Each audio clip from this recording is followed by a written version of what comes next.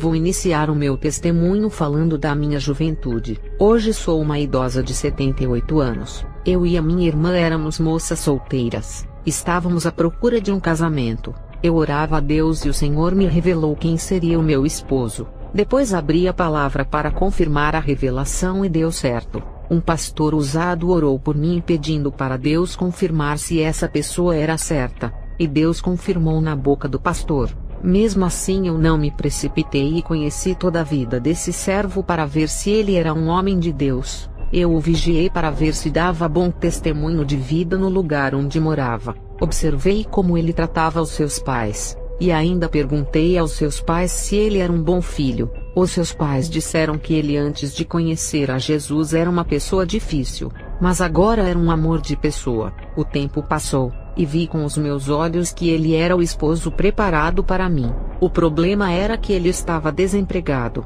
Os meus pais disseram que Deus nunca iria me dar um homem desempregado para eu passar fome com ele. Quando orei a Deus, eu pedi um esposo que fosse santo e que nunca viesse a me deixar.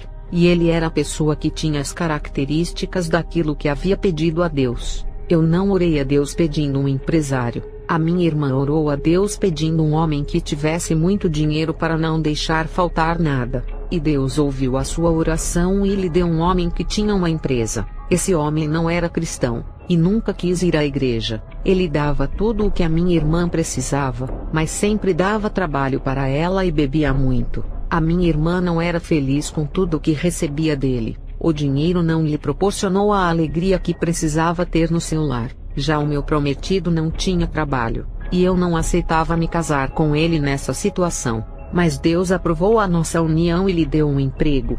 Deus jamais deixaria eu e o meu esposo se casar para passar necessidade. Estávamos felizes e casados. Um ótimo esposo e nunca deixava faltar nada. O seu salário, mesmo sendo pouco, supria a minha necessidade. Mas quando eu comecei a olhar a vida de abundância que a minha irmã vivia, fiquei triste. Ela tinha roupas melhores do que eu e ainda viajava para outros países. O meu esposo não podia me dar uma vida de princesa, mesmo não deixando faltar nada. Eu o deixei por isso e voltei para a casa dos meus pais. A minha irmã ainda disse para mim que não era feliz, apesar de viver uma vida de rainha. Ela disse que o meu esposo era muito bom. Eu me interessei por um pastor que tinha um salário muito alto e fui morar com ele. Eu pensei, não vou sofrer igual a minha irmã que casou com um ímpio. Esse é pastor e não vai me dar trabalho, mas vai me ajudar. Esse homem me dava de tudo. Agora tinha a vida de rainha que tanto queria.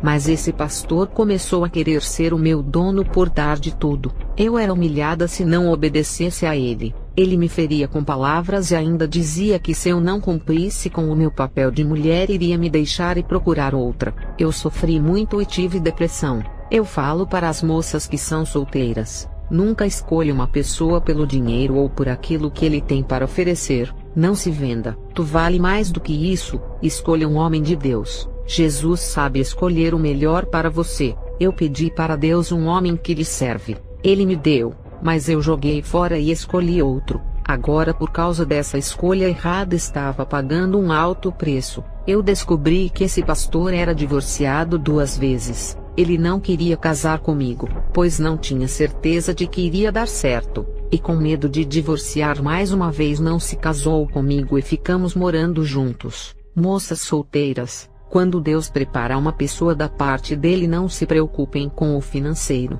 Deus sabe prover na hora certa. Desempregado ele não vai ficar.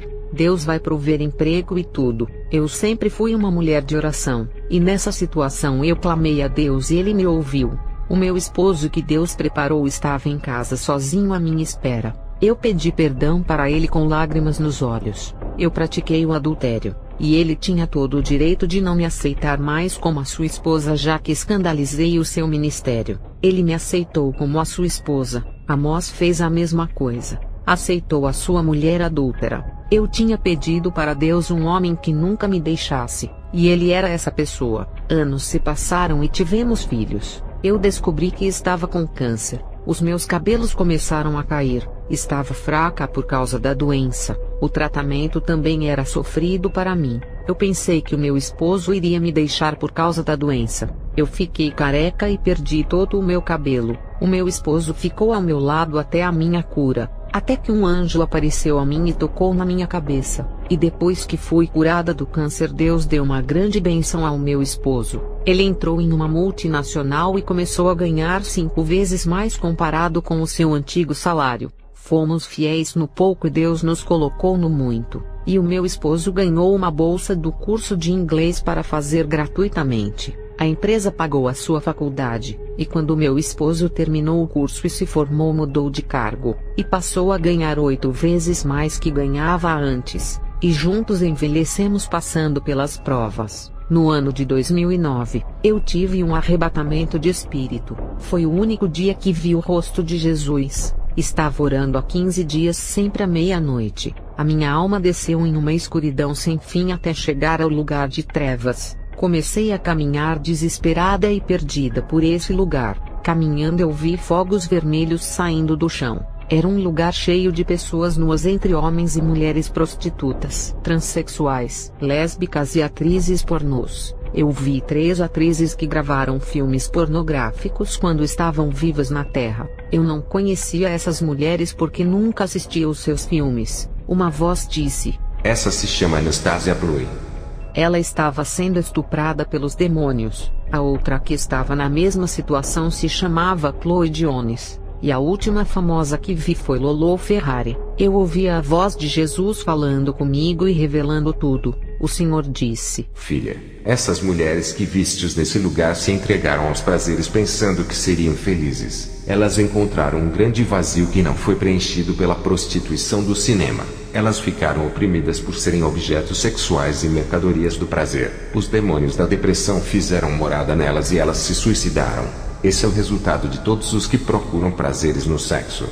Jesus me fez sentir o que essas mulheres sentiram na Terra quando ainda viviam. Elas faziam sexo pelo dinheiro, já não sentiam mais amor e nem prazer, pois aquilo ficou tão artificial e tão comum. Por fazerem sexo, elas já não sabiam diferenciar o amor entre o homem e uma mulher. O sexo que elas faziam por dinheiro não tinha nenhum sentimento, e era algo mecânico e comum. Elas queriam sentir o amor e ser amada, mas isso o cinema não podia lhes dar. Grande preconceito da sociedade elas sofreram por fazerem o que faziam, por mostrarem os seus rostos na tela do cinema. Elas queriam viver uma vida normal, mas o povo as enxergavam como umas prostitutas de Hollywood. Essas moças sofreram muito para chegarem a cometerem suicídios. Elas ficaram famosas pelos seus filmes, diferente de uma prostituta comum que não mostra o seu rosto na tela de televisão. Uma prostituta de casa noturna faz os seus programas escondidos, e quando querem mudar de vida, elas viajam para um lugar onde ninguém conhece ela. Uma prostituta atriz tem a sua imagem divulgada pelo cinema aos 4 cantos do mundo, tornando-a conhecida. Não importa o lugar para onde vá,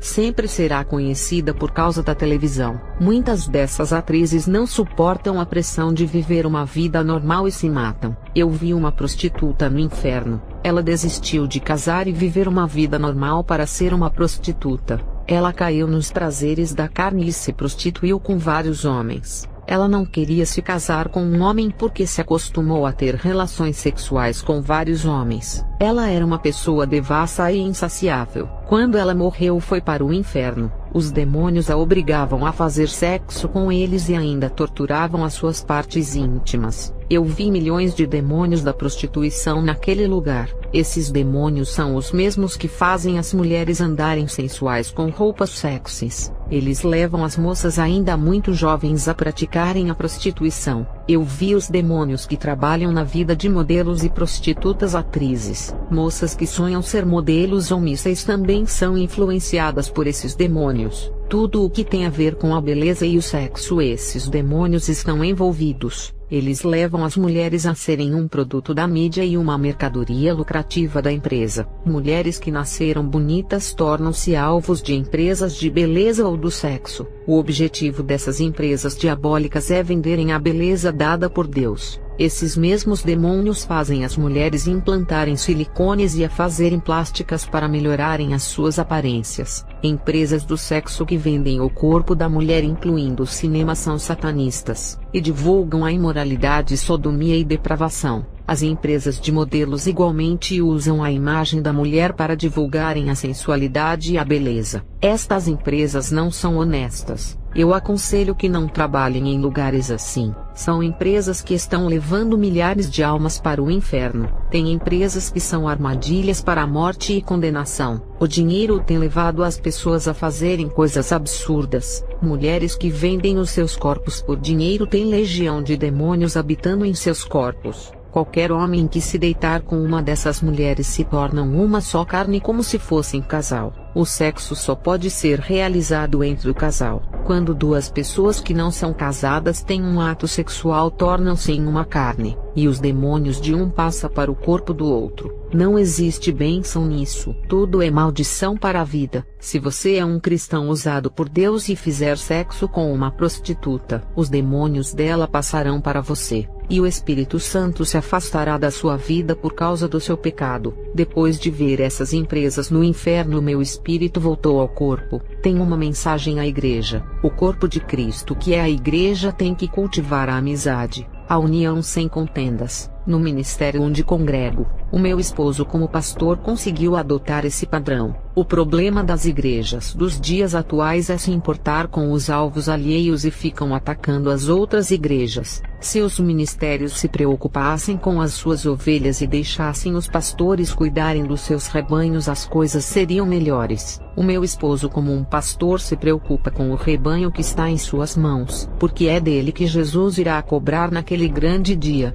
Não podemos nos preocupar com as pessoas de outras igrejas se vivem o evangelho ou não. Essas almas não estão sobre as nossas responsabilidades. Não é fácil manter a união e a harmonia dentro da igreja. Tem irmãos de personalidade negativa que repelem os outros irmãos e impedem o triunfo da cooperação. O amor e a aprendizagem não reinam onde tem irmãos de personalidades difíceis. Digo aos pastores que mostrem o seu amor. Não escandalizem a obra de Deus. Exortem as pessoas ao arrependimento sem usarem palavras que venham a ferir e manchar de propósito. O Senhor me revelou que a maioria da obra começa bem e termina mal. Igrejas que no começo de suas fundações o povo andava reto com sinceridade e obedecendo a palavra. Com o passar dos anos o rebanho deixa de seguir o evangelho, e já não são sérios no caminho de Jesus. O Senhor Jesus revelou que o povo não pode se fadigar em andar na verdade, e persistir no caminho ainda que venha o fracasso espiritual. Isso não pode vencê-los. Igreja, não seja omissa que é o descuido cometendo erros em seu caráter, e não deixem de fazer aquilo que é para ser feito. Muitos querem que Deus faça em seu lugar aquilo que são de suas responsabilidades fazer. Obreiros da igreja do meu esposo esperavam que ele viesse a repreender aqueles que havia errado. O meu esposo foi complacente e não discutiu com os obreiros que falharam. Ele surpreendeu a todos e ainda tolerou a falta de amor dos obreiros acusadores que esperavam uma punição severa. O meu esposo é um idoso que nunca deixou a desejar na sua função de pastor. Quando é para corrigir e aplicar a disciplina, ele faz. Mas punir um membro para massagear o ego do outro ou realizar o desejo de maldade que está no coração do vingador, jamais. Ele procura em querer fazer o bem por completo e ser beneficente a todos. Ele ensina a pessoa a ser benevolente, a ter boa vontade de ajudar a obra e fazer o bem. Ele procura sempre fazer com que o rebanho obedeça a palavra de Deus por amor e não por obrigação para agradá-lo. Ele sempre fala que se for para viver uma vida cristã forçada sem amor não vai agradar a Deus. É melhor sair do caminho de Jesus e voltar para o mundo, já que sente mais prazer lá do que servir a Jesus. Todo cristão tem que ter a essência do bem em seu modo de viver. A substância do amor ágape tem que estar dentro do coração. Na nossa igreja, pedimos os membros para não ficarem distraídos com os visitantes e não causarem descortesia tratando com descaso. Tem cristãos que não prestam atenção no que acontece na igreja, desconsideram o pregador por não prestarem atenção em sua mensagem. Cristãos descuidados nem sabem se tem algum visitante, não observam quem está pregando, Como irão saber o que está sendo pregado? Como irão examinar aquela palavra se é certa ou errada por estarem distraídos? A Igreja de Jesus tem que ser um conjunto forte, tem que crescer espiritualmente na graça, no amor e na humildade. Os servos de Deus têm que saber distribuir o amor e a atenção igualmente para todos. Não menospreze os humildes dando mais atenção aos grandes ministros. Valorize cada ovelha que Deus colocou ao seu lado para lhe ajudar. Tratem todos igualmente, não importa que igreja eles sejam. A desunião atrapalha o trabalho de Deus em cada vida. Muitos saem de suas igrejas e vão para outras por causa do maltratamento e falta de um acolhimento. O desenvolvimento da igreja está na união. Quando existe o amor dentro da família espiritual, as desigualdades desaparecem. O cristão que não valoriza o seu irmão e quer ser melhor do que ele gera desunião na família cristã. O diabo destrói um ministério que age assim. Os soldados só lutam quando estão unidos para vencer o inimigo. Somos uma família celestial, temos que nos unir para vencermos a Satanás. Eu quero agradecer a Deus por tudo. Que o Senhor abençoe a cada pessoa que assiste esse testemunho. Amém.